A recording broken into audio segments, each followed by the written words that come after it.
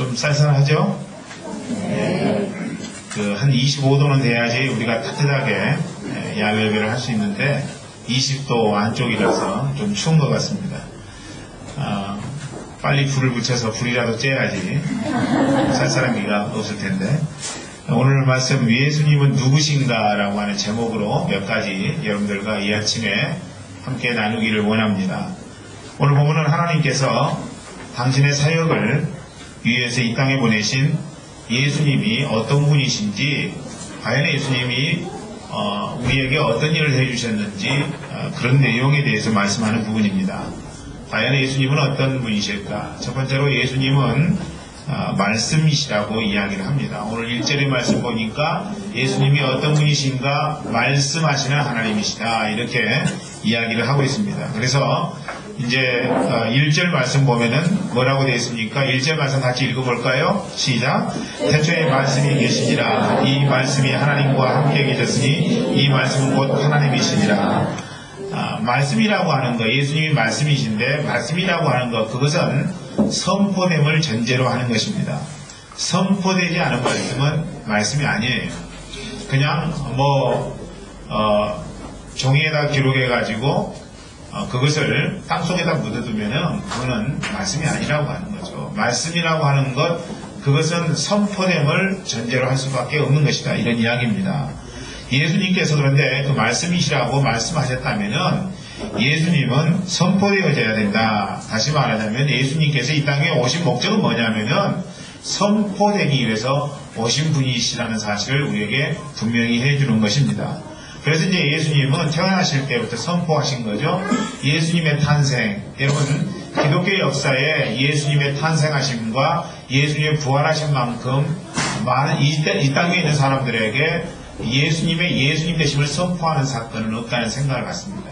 예수님은 이 땅에 오실 때 바로 그 오심을 통해서 만인 위에 선포하셨다라고 하는 것입니다. 예수님께서 이 땅에 오시기 전에도 천사들이 예수님의 오심을 선포했습니다. 그렇기 때문에 많은 구약 성경의 내용을 통해서 예수님이 선포되셨고, 선지자를 통해서, 예언자를 통해서 선포되신 그 예수님께서 이 땅 위에 오셔서 당신의 오심을 선포하셨다라고 하는 것입니다. 뿐만 아닙니다.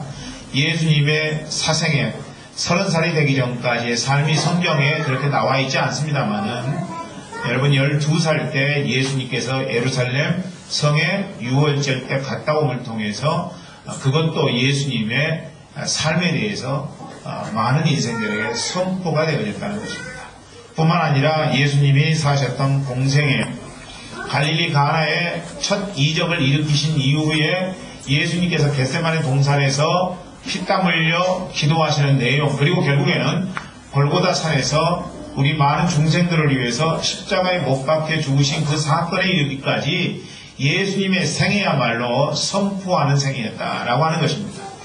그리고 그 결국에는 십자가에서 죽으시고 그리고 사흘 만에 부활하신 그 부활을 통해서 우리에게 메시지를 선포해 주셨다는 것입니다. 바로 예수님을 통해서 세상을 사랑한다는 것은 하나님이 선포하고자 하는 것이었다는 이야기입니다. 예수님께서 이 말씀이 되시기 위해서 하늘 권세 버리시고 이 땅 위에 오셨습니다. 소위 눈높이 사랑을 통해서 하나님이셨던 그분이 하나님이라 칭함을 받지 아니하시고 이 땅에 오셔서 하나님의 사랑의 메시지를 선포하시는 삶을 살았다라고 하는 것입니다. 그런데 예수님만 말씀이 아니고 그리스도인도 말씀이라고 하는 사실을 이야기하고 있습니다. 그리스도인이 어떻게 사느냐? 여러분, 예수 그리스도께서 이 땅에 오실 때부터 하나님의 말씀으로서 선포되셨듯이 우리 그리스도인도 말씀이라면 우리 그리스도인도 선포되어져야 되는데, 그리스도인은 어떻게 선포되어지느냐? 예수님이 말씀하신 그 말씀의 내용대로 순종하고 응답함을 통해서 우리의 삶이 다른 사람 앞에 보여진다면 그것이 바로 우리가 말씀을 이룸을 선포하는 것이 된다, 이런 이야기입니다. 그래서 그리스도인의 어떻게 사느냐가 세상 사람들에게 보여지는 말씀이라고 하는 거예요. 하나님께서 당신이 인생들을 사랑하신다는 사실을 예수님이라고 하는 말씀을 통해서 이 세상에 선포하셨듯이 이제는 예수 그리스도께서 승천하시고 난 다음에 그리스도인이라고 하는 존재들을 통해서 이 땅에 하나님의 사랑의 메시지를 선포하기를 원한다는 사실입니다. 그러므로 예수님께서 말씀이라고 하신다면은 그를 추종하는 우리들도 말씀인데 말씀의 가장 중요한 특성 중에 하나는 선포되어져야 된다는 것. 그래서 우리의 삶이 다른 사람들에게 선포될 수 있도록 그리스도의 살았던 그 모습 그대로 우리가 인생 산다면은 선포되는 것이 아닌가. 그래서 오늘 이 아침에 예수님은 누구신가? 말씀이신데 그 말씀이신 예수님을 청룡하는 우리의 삶을 통해서도 예수 그리스도 하나님의 사랑의 메시지가 선포되어지기를 주의 이름으로 축원합니다. 두 번째로는 예수님은 어떤 분이신가? 예수님은 창조주이시다 이렇게 이야기하고 있습니다. 3절 말씀 읽어볼까요? 3절 말씀입니다. 시작. 만물이 그로 말미암아 지은 바 되었으니 지은 것이 하나도 그가 없이는 된 것이 없느니라. 여러분 예수님이 창조주시라는 거예요. 하나님이 이 세상을 창조할 때 예수님이 함께 동행했다는 거예요. 그리고 예수님이 지은 것이 없이는 이 세상이 지어질 수가 없다 이렇게 성경은 이야기하고 있습니다. 예수님이 창조주가 되신다는 것은 예수님께서 이 세상 모든 것을 하나님과 함께 창조했다는 사실을 우리에게 말씀해 주시는 바입니다. 즉 하나님과 예수님은 동반자라고 하는 사실입니다. 동반자이신 예수님, 하나님의 그 놀라우신 창조사에게 동참하셔서 하나님의 동반자가 되신 예수님, 마찬가지로 오늘날 우리도 하나님과 동반자의 관계에 있다고 하는 사실입니다. 여러분이 하나님과 동반자예요. 아멘. 동반자라고 하는 사실입니다. 목사만 하나님과 동반자가 아니라 여러분 스스로도 예수님을 믿고 그 예수님 안에 제자가 되었으므로 동반자라고 하는 사실입니다. 특정한 무리들만이 하나님과 동역하는 동반자가 아니라 그 누구든지 예수 그리스도를 마음 심령 속에 구세주와 주님으로 영접하였다면 그 인생도 이제는 이미 하나님과 동반자가 된 인생이라고 하는 사실을 성경은 오늘 우리에게 보여주시는 거죠. 요한복음 15장 5절을 보면은 그 사실을 분명하게 하고 있죠. 나는 포도나무요 너희는 가지니 저가 내 안에 내가 저 안에 있으면 이 사람은 과실을 많이 맺나니 나를 떠나서는 너희가 아무것도 할 수 없다. 우리가 그래서 이 땅에 살면서 하나님이 기뻐하시는 일을 하기 위해서는 어떻게 해야 되느냐? 나무 대신 예수님 앞에 붙어 있어야 된다는 것이죠. 우리가 가지이기 때문에 포도나무에 붙어 있지 아니하면 과실이 절로 맺을 수가 없다는 사실입니다. 그런데 우리가 동반자로서 예수님과 함께 동행하기만 한다면 우리의 인생에 과실이 절로 맺혀질 수 있다. 이렇게 이야기하고 있습니다. 그러니까 결국에는 우리가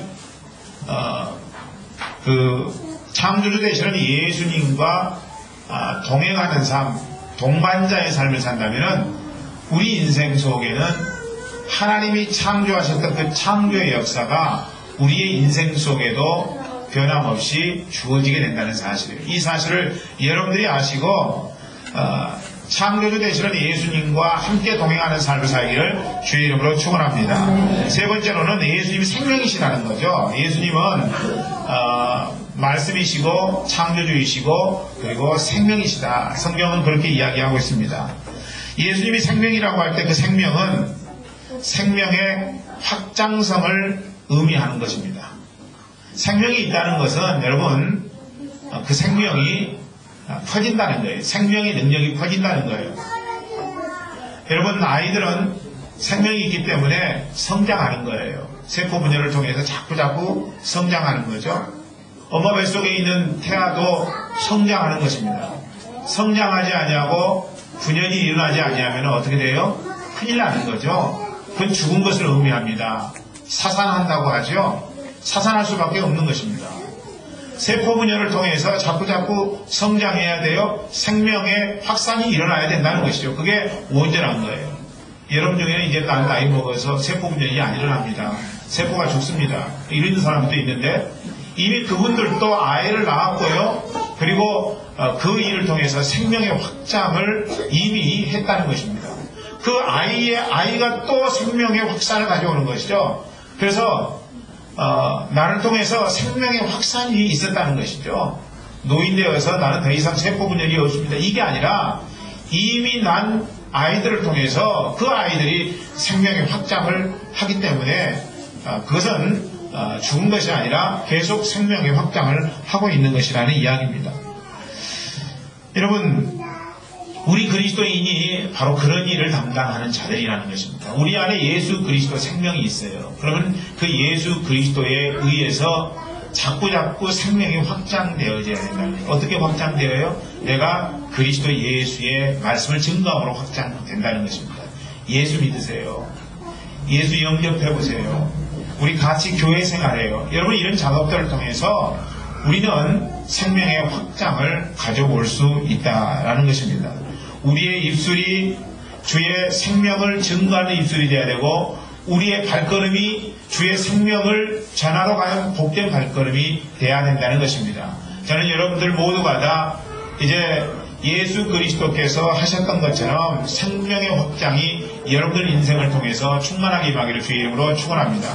마지막 네 번째입니다. 그리스도는 빛이시라는 사실입니다. 4절 후반절 말씀과 5절의 말씀 한번 읽어볼까요? 이 말씀 한번 읽어봅니다. 시작. 이 생명은 사람들의 빛이라. 빛이 어둠에 비치되 어둠이 깨닫지 못하더라. 빛은 어둠을 밝히는 특성이 있습니다. 빛이 있는 곳에 어둠이 존재할 수 없는 것이죠. 어둠이 존재했다가도 자그마한 빛이라도 비추게 되면 그 어두움은 금세 물러가고 밝음이 다가오게 되어 있다는 것입니다. 예수님이 빛이시라면은 예수님이 가시는 곳에는 어두움이 존재할 수가 없는 거예요. 그렇죠, 여러분? 예수님이 가시는 곳에는 밝은 광명만이 있어야 된다는 것입니다. 즉, 예수님께서는 모든 어두움을 빛으로 이끄시는 승리자라는 의미입니다. 그러니까 우리 마음 심령 속에 예수가 존재한다면 우리가 가는 곳에도 당연히 어두움이 존재하지 못하고 부패된 것이 깨끗하게 되는 역사가 있어야 되는 것이죠. 믿습니까? 여러분, 우리는 그런 위대한 하나님으로부터의 사명을 받은 자이라고 하는 것입니다. 그렇기 때문에 우리 마음속에 예수 그리스도를 품고 있고, 그리고 우리가 가는 곳 또한 어두움이 물러가고 새로운 광명의 빛이 임재하는 역사가 있어야 된다는 것입니다. 그래서 우리 프라하 교회 모든 성도들이 가는 곳마다 어두움 물러가고 새로운 광명의 빛이 도래하는 귀한 은총이 있기를 주의 이름으로 축원합니다. 여러분, 오늘 예수님의 모습 그대로 여러분은 예수님을 여러분의 삶 속에서 선포하기를 원했으니까 예수님은 어떤 분이시라고 말씀하셨어요? 예수님 말씀이시고, 예수님 창조주이시고, 예수님은 생명이시고, 예수님 빛이라고 했는데 그 예수님을 여러분 마음 가운데 품고 계심으로 당연히 여러분 또한 이 네 가지 예수님에 대해서 설명하고 있는 내용대로 인생을 살아가야 된다는 것입니다. 세상을 새롭게 만드는 창조의 대열이 있는가? 여러분 스스로 한번 생각해 보세요. 예수님께서 그러했던 것처럼 생명의 확장이 내 삶 가운데 존재하고 있는가? 뿐만 아니라 내가 가는 곳마다 어두움은 물러가고 새로운 광명의 빛이 존재하는가? 그리스도인은 예수님께서 하셨던 것처럼, 예수님께서 사셨던 것처럼, 그리고 예수님께서 불렸던 것처럼 살고 그리고 하고 불려져야 된다는 사실을 저는 이 아침에 여러분에게 말씀드리기를 원합니다. 우리의 삶을 통해서 온전히 예수 그리스도가 만인 위에 선포되고 증거되어지는 복되고 귀한 예수님을 모신 성전이 바로 여러분이 되기를 주의 이름으로 축원합니다. 기도하겠습니다.